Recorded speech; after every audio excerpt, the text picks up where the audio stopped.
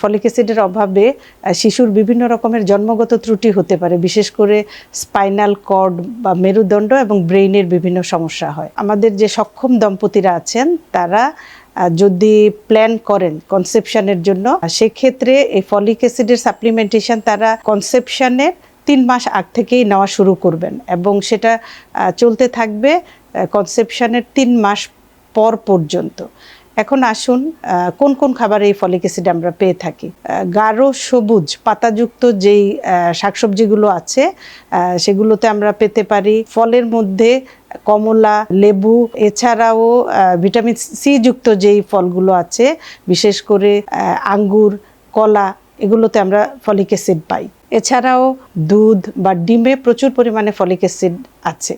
তো folic acid যুক্ত খাবার খেলে শিশুকে আমরা বিভিন্ন ধরনের জন্মগত ত্রুটির হাত থেকে রক্ষা করতে পারি।